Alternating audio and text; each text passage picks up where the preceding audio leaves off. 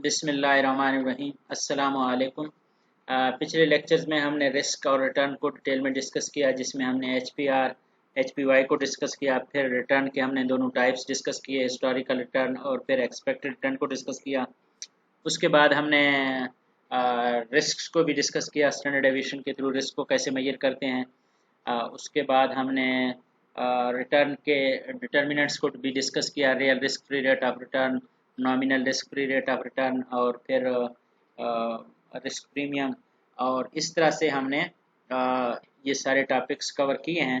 अब इस लेक्चर में हम कोशिश करेंगे कि उन सारे कॉन्सेप्ट्स में से, उन सारे आइडियाज़ में से जो उनके प्रॉब्लम्स, पॉसिबल क्वेश्चंस बन सकते हैं, उनमें से एक एक क्वेश्चन लेके हम इनको, उनके सोल्यूशन को डिस्कस करेंगे।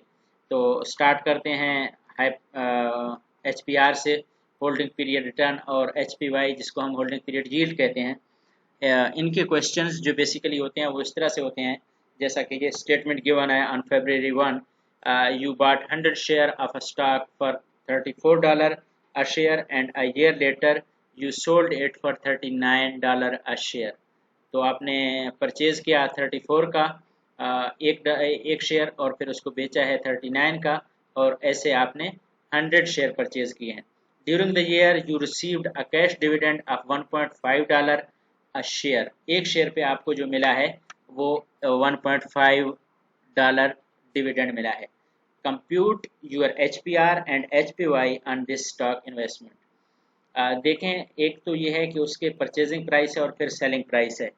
नॉर्मली जो एचपीआर होता है उसमें तो सेलिंग डिवाइडेड बाय परचेजिंग होता है, लेकिन अगर उस स्टॉक पे ड्यूरिंग दैट पीरियड आप कोई डिविडेंड या रिटर्न अर्न करते हैं तो वो भी उसमें सेलिंग प्राइस में ऐड होता है। तो रिटर्न की भी यही डेफिनेशन है कि वो जो चेंज होता है, कैपिटल गेन या लॉस होता है, प्लस डिविडेंड और any income you have earned, so we will add that income to find out the return. We will add it an ending price, जिसको हम P1 कहते हैं, जिसको हम सेलिंग प्राइस कहते हैं, जिसको हम प्राइस एट टाइम पीरियड कहते हैं। तो उसमें वो ऐड होता है बेसिकली। एनी हाउ आप ये देखें, एचपीआर का जो फार्मूला है, ending value including cash flow. Ending value mean ending value plus dividend divided by beginning value, या आप कह सकते हैं selling price plus dividend divided by purchasing price, या आप कह सकते हैं P1 plus dividend over P0। तो मिलते जुलते नामों से धोखा न खाएं। बेसिकली जो एचपीआर का फार्मूला है वो एंडिंग डिवाइडेड बाय बिगिनिंग, या ending plus dividend divided by beginning, या selling plus dividend divided by purchasing price. तो परचेज किया 34 पे, सेल किया 39 पे और डिविडेंड अर्न किया 1.5। तो 39 प्लस 1.5 डिवाइडेड बाय 34, तो ये 40.5 डिवाइडेड बाय 34, तो 1.191 एचपीआर है। ये हमारा होल्डिंग पीरियड रिटर्न है। जितने भी पीरियड के लिए ये रिटर्न हमने होल्ड किया उस पर ये हमें रिटर्न मिला है। इसका मतलब है ₹1 जो हमने इन्वेस्ट किया उस पर हमें 0.191 रिटर्न मिला है। तो ये थोड़ा सा आसान है, लेकिन थोड़ा सा डिफिकल्ट इस लिहाज से है कि हमें परसेंटेज पे डायरेक्टली पता नहीं चल रहा। तो उसके लिए हम बेसिकली एचपीवाई या होल्डिंग पीरियड यील्ड फाइंड करते हैं, जिसका फार्मूला है एचपीआर माइनस 1। तो 1.191 minus 1 is equal to 0.191 which is equal to 19.1%। तो हमें क्लियर नज़र आ रहा है कि एचपीवाई से कि हमारा इस पीरियड का जो रिटर्न है वो बेसिकली 19.1% है। तो इस इन्वेस्टमेंट से हमें जो एचपीवाई मिला है वो है, होल्डिंग पीरियड यील्ड जो है वो 19.1% है। लेकिन हम इसमें इस चीज़ को नहीं देख रहे, इस चीज़ को हम डिस्कस नहीं कर रहे कि ये जो रिटर्न है 19%, ये कैपिटल गेन से है या डिविडेंड यील्ड से है या दोनों से है। एक्चुअली ये नज़र आ रहा है कि ये दोनों से है, लेकिन हम इसको यहाँ पे डिस्कस नहीं कर रहे हैं। हम कोशिश करते हैं जो हमारा नेक्स्ट एग्जांपल होगा उसमें हम डिस्कस करेंगे कि ये हमारा जो एचपीवाई है, जो होल्डिंग पीरियड यील्ड है, जो रिटर्न है, यील्ड रिटर्न मिलते जुलते नामों से धोखा न खाएं। तो इसमें हम देखेंगे कि इसमें किसकी क्या कंट्रीब्यूशन है। तो जो हमारा नेक्स्ट क्वेश्चन है वो बेसिकली कैपिटल गेन और डिविडेंड यील्ड। अगेन हम एचपीवाई ही फाइंड करेंगे, लेकिन हम इसमें देखेंगे कि कैपिटल गेन की वजह से कितना रिटर्न मिला है और डिविडेंड यील्ड की वजह से कितना रिटर्न मिला है। तो क्वेश्चन है, at the beginning of the last year you invested $4,000 in 80 shares। यहाँ देखो स्टेटमेंट चेंज हो सकता है, स्टेटमेंट को डिफरेंट तरीकों से प्रेजेंट किया जाता है। वहाँ आपको शेयर की प्राइस बताई गई, यहाँ आपको शेयर की प्राइस नहीं बताई, बल्कि आपको अपना इन्वेस्टमेंट बताया गया कि मैंने 80 शेयर खरीदे हैं 4000 के, तो ये आपने खुद कैलकुलेट करना है 4000 डिवाइडेड बाई 80, तो आपके शेयर की प्राइस आ जाएगी। तो इसमें ड्यूरिंग द ईयर चंग पेड डिविडेंड ऑफ $5 पर शेयर, तो इसको $5 का डिविडेंड भी मिला है। At the end of the year you sold 80 share for 59, तो शेयर आपने एक शेयर 59 का ईयर के एंड पे बेचा भी है। तो बेचने का बताया है, खरीदने का नहीं बताया, लेकिन खरीदने के लिए वो डाटा आपको उसने प्रोवाइड किया हुआ है।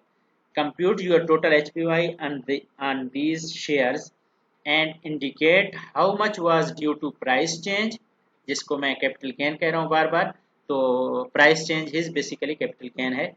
And how much was due to dividend income, या आप कह सकते हैं how much was dividend yield. तो डिविडेंड यील्ड और कैपिटल गेन या प्राइस चेंज और डिविडेंड इनकम, ये दोनों मिलते जुलते नाम हैं, इनके बारे में हम अभी देखेंगे। पहले हम कैलकुलेट करते हैं कि हमारे जो 4000 से जो हमने 80 शेयर परचेज किए हैं, 4000 divided by 80 is equal to $50 पर शेयर। तो हमने जो एक शेयर खरीदा है बेसिकली वो $50 का खरीदा है।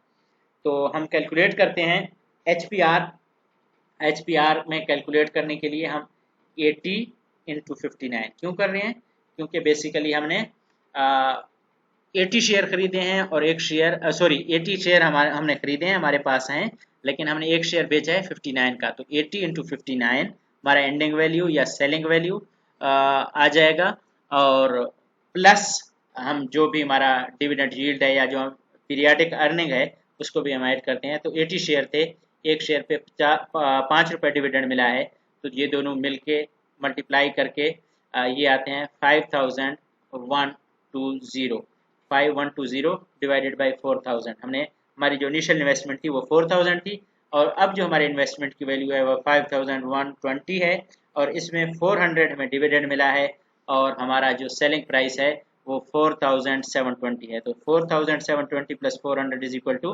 5120 divided by 4000 which will be equal to 1.280। अब ये हमारा HPR है, हमारा HPR। तो HPR minus 1 is equal to HPY। So HPY is equal to HPR minus 1, 1.280 minus 1 is equal to 0.280, which is our HPY, which is our yield, which is our return.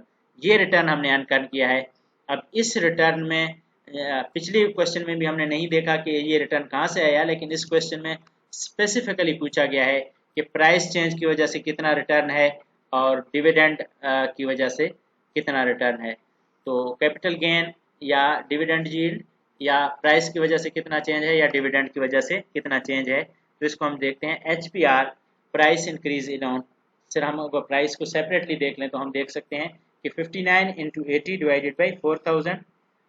देखो dividend का तस्करा नहीं है, तो हमने बेचे हैं इतने के और इतने के खरीदे हैं, तो 4720 divided by 4000 is equal to 1.180। तो इस तरह से अगर हम इसमें से 1 माइनस कर दें तो 18% जो आया है वो प्राइस इंक्रीज की वजह से, सिर्फ प्राइस चेंज की वजह से 18% है। अब जब 18% फाइंड कर लिया हमने, तो हमारे पास उसको फाइंड करने के लिए, डिविडेंड यील्ड फाइंड करने के लिए बहुत सारे तरीके आते हैं। एक तो सिंपली ये है कि हम इसको 5 इंटू 80 डिवाइडेड बाई 4000 करें, या हम कहें कि total HPY is equal to HPY price increase plus HPY dividend. तो डिविडेंड नॉन नहीं है, तो ये हमें पता है कि टोटल HPY हमारा 0.280 है, is equal to price increase हमने कैलकुलेट किया है वो 0.18 है। तो जो 0.28 से माइनस हो जाएगा तो HPY डिविडेंड सीधा सीधा फाइंड आउट हो जाएगा, जो कि 0.10 है। अब अगर आप चाहते हैं तो इसको आप इस तरह से भी कैलकुलेट कर सकते हैं, 5 multiplied by 80 which will be equal to 400 divided by 4000। तो again it is going to be 10%। Anyhow हमारा प्राइस चेंज जो है सिर्फ प्राइस की वजह से वो 18% है और डिविडेंड यील्ड 10% है, तो total 18 plus 10 is equal to 28% हमारा इसमें रिटर्न फाइंड आउट हो गया है। तो ये थे दो क्वेश्चंस जो कि रिलेटेड थे HPR और HPY से। अब हम बढ़ते हैं रिटर्न की तरफ प्रॉपर। रिटर्न के दो टाइप हैं, जैसा कि मैंने पहले तज़किरा किया, हिस्टोरिकल रिटर्न है और फिर एक्सपेक्टेड रिटर्न है। तो पहले हम हिस्टोरिकल रिटर्न का क्वेश्चन देखेंगे और फिर हम एक्सपेक्टेड रेट ऑफ रिटर्न का क्वेश्चन देखेंगे। हिस्टोरिकल रिटर्न में वो रिटर्न होते हैं जो कि हम ऑलरेडी रियलाइज कर चुके हैं। तो इसलिए आप देखें क्वेश्चन के स्टार्ट में उसने कहा है during the past 5 years you own 2 stock that had the following annual rate of return. तो स्टॉक टी के ये फॉलोइंग रिटर्न थे एनुअली और स्टॉक बी के ये रेट ऑफ रिटर्न थे। रेट ऑफ रिटर्न में काफ़ी फ्लक्चुएशन है, कहीं पॉजिटिव 19 है और कहीं नेगेटिव 12 है। तो इस रेंज में हमारे रिटर्न है 5 सालों के स्टॉक टी और स्टॉक बी के। तो आगे क्वेश्चन स्टार्ट होते हैं। नेक्स्ट स्लाइड में अगर हम देखें तो जो सबसे पहला क्वेश्चन है, compute the arithmetic mean annual rate of return for each stock which stock is most desirable by this measure. कि हम अरिथमेटिक मीन फाइंड करें, हम average rate of return find करें और हम एवरेज रेट ऑफ रिटर्न से बता सकते हैं कि इस मेथड के ज़रिए कौन सा स्टॉक मोस्ट डिज़ायरेबल है। तो अरिथमेटिक मीन थोड़ी सी टाइपो है, ये CTIC इसके साथ है। Arithmetic mean AM is equal to summation I is equal to 1 to n HPY over n, number आप उस पर रिटर्न पे डिवाइड करेंगे। तो 1 2 3 4 5 रिटर्न है तो हम उसको डिवाइड किया 5 पे। हम इन सबको ऐड करते हैं, ऐड करने के बाद ये 0.27 हो जाता है divided by 5 which is equal to 0.054। तो इसका मतलब है कि हमें टी से जो रिटर्न मिल रहा है वो 5.4% है। 5.4% रिटर्न हमें स्टॉक टी से मिल रहा है और जब हम स्टॉक बी के ऐड करते हैं तो डिवाइडेड बाई 5 करके हमारा रिजल्ट आता है 0.016। तो इसमें 1.6% रिटर्न है जबकि स्टॉक टी में रिटर्न है 5%। तो obviously we will go to stock T because it's paying us higher rate of return, higher average rate of return which is 5.4 and much higher than 1.6%. So stock T is more desirable because the arithmetic mean annual rate of return is higher. तो ये हो गया उसका arithmetic mean या average rate of return। या उसके बाद जब हम देखेंगे कि ये यहाँ हमें क्या कैलकुलेट करना है, compute the standard deviation of annual rate of return for each stock by this measure which is preferable stock. तो इसमें हम देख सकते हैं कि standard deviation is equal to summation I is equal to n, I is equal to 1 to n PI into RI minus expected return square. तो ये variance और वेरिएंस का जब हम अंडर रूट लेते हैं तो वो स्टैंडर्ड डेविएशन बन जाता है। तो इसको अगर हम समेशन को ओपन करें तो बिल्कुल सिंपल है, return minus expected return. T के केस में आप देखो एक्सपेक्टेड रिटर्न 5.4 5.4 5.4 5.4, तो ये चेंज नहीं होगा बल्कि 5 रिटर्न ये चेंज होते जाएंगे। पहला return minus average return square plus दूसरा return minus average return square, इसी तरह सारों के return minus average return square लेके इनको ऐड करेंगे और ऐड करने के बाद इनको 5 पे डिवाइड करेंगे। देखो ये फार्मूला तो लिखा हुआ है probability into return minus expected return. मैंने पहले भी डिस्कस अर्ज किया है कि प्रोबेबिलिटी तब यूज करेंगे जबकि एक्सपेक्टेड रिटर्न होंगे, फ्यूचर रिटर्न होंगे। जब हिस्टोरिकल रिटर्न होंगे तो प्रोबेबिलिटी की बजाय इनको डिवाइडेड बाई n करेंगे। तो डिवाइडेड बाई n किया 5 और इसका अंडर रूट लिया है तो ये 11.467% स्टैंडर्ड डेविएशन आया है हमारे इस केस में, टी के केस में। और अगर हम बी के केस में देखें तो उसी तरह return minus expected return square, return minus expected return square सबको ऐड किया और ऐड करने के बाद उस वैल्यू को डिवाइडेड बाई 5 किया और फिर इसका अंडर रूट लिया तो हमारे पास 5.68 स्टैंडर्ड डेविएशन आया है। देखो रिटर्न के लिहाज से हमारे पास टी बेटर था जिसका रिटर्न 5% 5 पॉइंट समथिंग था। और अगर हम स्टैंडर्ड डेविएशन देखें तो स्टैंडर्ड डेविएशन में हम लोअर स्टैंडर्ड डेविएशन को प्रेफर करते हैं। तो अगेन वी तो इसमें अगर हम स्टैंडर्ड डेविएशन को देखें तो ये 13% है। तो अगर हम इसको देखें तो हम जाएंगे स्टॉक बी की तरफ। तो स्टॉक बी का जो रिटर्न है वो बेसिकली स्टैंडर्ड डेविएशन जो स्टॉक बी का है वो लोअर है, तो हम उसकी तरफ जाएंगे और हम उसमें इन्वेस्टमेंट करेंगे। और अगर हम और अगर हम अगेन कंपैरिजन में जाएंगे, बेसिकली एक मेजर से साथ हम इसको नहीं देख सकते। अगर यहाँ पे देखा जाए तो मेरे ख्याल से यहाँ भी हम स्टॉक टी को ही प्रेफर कर रहे हैं। बेसिकली अगर हम देखा जाए तो इसका जो रिस्क है वो 1.315 है और ये इसका 5.681 है। ये मेरे ख्याल से टाइपो है, इसको अगर हम करेक्ट कर सकते हैं तो इसको करेक्ट करते हैं, ये स्टॉक टी हो गया। तो इस मेजर के ज़रिए भी टी ही प्रेफरेबल है, ठीक है। तो क्योंकि टी का जो स्टैंडर्ड डेविएशन है वो बेसिकली कम है, और इसमें अगर हम ये कन्फ्यूजन होगी, सॉरी, अगर हम इसको देखें तो ये वही वाकई बी है। मैं इस वैल्यू को देख रहा था जो कि इसका फाइनल वैल्यू है वो है 11%। तो हम इसको स्टॉक बी का स्टैंडर्ड डेविएशन कम है जो कि 5% है, और स्टॉक टी का जो स्टैंडर्ड डेविएशन है वो 11% है। 0.11 का मतलब 11% और 0.05 का मतलब 5%। तो स्टॉक बी का स्टैंडर्ड डेविएशन कम है, इसलिए स्टॉक बी प्रेफरेबल है और स्टॉक टी प्रेफरेबल नहीं है with respect to standard deviation. और अगर हम नेक्स्ट क्वेश्चन में आ जाएं तो क्लियर नहीं हो रहा, अगर क्वेश्चन रिस्क और रिटर्न में डिफरेंस है तो हम कोफिशिएंट ऑफ वेरिएशन यूज करते हैं। Coefficient of variation is a relative measure of risk which can measure the standard deviation divided by expected return which is risk per unit return। तो जिसमें भी risk per unit return कम होगा हम उसको prefer करते हैं। रिस्क पर यूनिट रिटर्न जिसमें भी रिस्क पर यूनिट रिटर्न जिसमें भी कम होगा हम उसको प्रेफर करते हैं। तो अगर हम यहाँ पे देखें coefficient of variation is equal to standard deviation over expected return, तो इसमें standard deviation divided by expected return हमारा कोफिशिएंट ऑफ वेरिएशन है। ये टी का कोफिशिएंट ऑफ वेरिएशन 2.1 है और बी का कोफिशिएंट ऑफ वेरिएशन 3.1 है।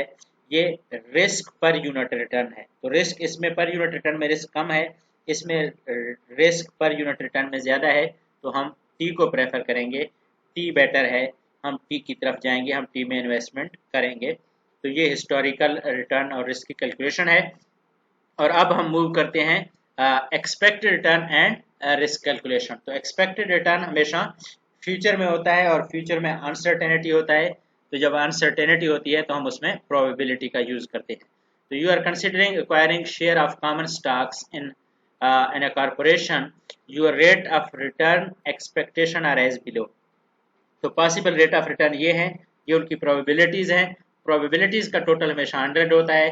30 × 3 90 प्लस 10%, तो ये 1 हो जाएगा या 100% हो जाएगा। Compute the expected return on your investment in this company. तो एक्सपेक्टेड रेट ऑफ रिटर्न हम इसमें कैलकुलेट करते हैं, और एक्सपेक्टेड रेट ऑफ रिटर्न इसमें 30% into mean probability into return PIRI P1 R1 plus P2 R2 plus P3 R3 plus P4 R4 plus P5 R5 और plus जितने भी होंगे तो उतने से हम मल्टीप्लाई करेंगे और फिर हम उसको कैलकुलेट करेंगे। तो इसमें 30% और फिर 10% और फिर 30% और फिर 30%, मतलब ये 4 कैलकुलेशंस हैं। इनको जब हम मल्टीप्लाई करेंगे तो ये 0.03 0.000 प्लस 0.03 प्लस 0.075, तो इनका जो एवरेज टोटल आएगा वो है 0.075। 7.5% हमारा एक्सपेक्टेड रेट ऑफ रिटर्न आ गया है इसमें, और ये रेट ऑफ रिटर्न है इस स्टॉक का जो कि एक्सपेक्टेड रेट ऑफ रिटर्न है।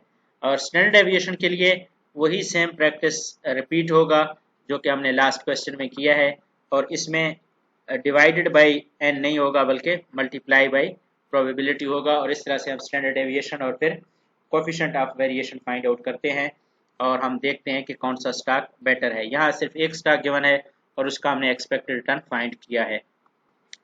रिस्क और रिटर्न के बाद हम देखेंगे कि नॉमिनल और real risk free rate of return और रिस्क प्रीमियम के क्वेश्चंस थोड़े से देखेंगे, इस कंसेप्ट को क्लियर करने की कोशिश करेंगे। तो यहाँ एक केस, एक सिनेरियो दिया गया है। You read in Business Week that a panel of economist has estimated that the long run real growth rate of the US economy over the next 5-year period will average 3%। तो जो हमारा basically जो real rate of return है जिसको हम कहते हैं real growth या रियल रेट ऑफ रिटर्न मिलते जुलते नामों से धोखा न खाएं, तो वो 3% होगा इस केस में। और in addition a bank newsletter estimates that the average annual rate of inflation during this 5-year period will be about 4%. तो real 3%, inflation 4%, nominal is almost 7%. तो याद रखना कि nominal is equal to real plus inflation. Nominal is equal to real plus inflation. Nominal risk free rate of return is equal to real plus inflation. लेकिन अगर हम फार्मूले की तरफ जाएं तो what nominal rate of return would you expect on US government T-bill during this period? तो उसमें हम simply nominal plus 1, अगर हम इसको देखें nominal plus 1 is equal to 1 plus nominal is equal to 1 plus real into 1 plus inflation. तो 1 plus nominal जो है 1 यहाँ पे आके माइनस हो जाएगा, तो nominal is equal to 1 plus real into 1 plus inflation minus 1. तो 1 plus real 0.03, 1 plus inflation 1 plus 0.04 minus 1, तो 1.0712 और माइनस 1 आ जाएगा तो 0.0712 आ जाएगा। ये फार्मूले की वजह से थोड़ा सा वैल्यू ऊपर जाता है, लेकिन अगर हम सिंपली इसको कैलकुलेट करना चाहें, आपके हैं रियल 3 है, इन्फ्लेशन 4 है, तो nominal 3 plus 4 is equal to 7 है। तो an approximation would be growth rate plus inflation जो कि 7% आएगा। तो ये complete required rate of return नहीं है, जैसे कि मैंने पहले कहा था रिक्वायर्ड रेट ऑफ रिटर्न के 3 कंपोनेंट है, 3 डिटर्मिनेंट है, real risk free rate of return plus inflation plus risk premium. तो रिस्क प्रीमियम को जब हम ऐड करते हैं तो वो कैसे ऐड होता है, what would your required rate of return on common stock if you want 5% risk premium to own common stocks. तो कॉमन स्टॉक्स पे आप 5% रिस्क प्रीमियम डिमांड कर रहे हैं, तो return on common stock is equal to 1 plus nominal risk free rate of return into 1 plus risk premium और minus 1 करेंगे, ज़ाहिर बात है, तो ये आ जाएगा 12.48%। लेकिन अगर हम अप्रॉक्सीमेशन करें 3% real 4% inflation plus 5% risk premium that is going to be equal to 12%। तो जो आपका कॉमन स्टॉक पे रिक्वायर्ड रेट ऑफ रिटर्न होगा वो 12% होगा। तो ये थे हमारे इस चैप्टर से रिलेटेड क्वेश्चन जो कि रिस्क और रिटर्न से रिलेटेड थे। जो नेक्स्ट टॉपिक हम इंशाल्लाह डिस्कस करेंगे वो पोर्टफोलियो थ्योरी होगा, पोर्टफोलियो रिस्क एंड रिटर्न होगा, और उसमें हम पोर्टफोलियो के कंसेप्ट को और मार्कोविट्स के कंसेप्ट को भी इंशाल्लाह डिस्कस करेंगे। तब तक के लिए अस्सलामु अलैकुम।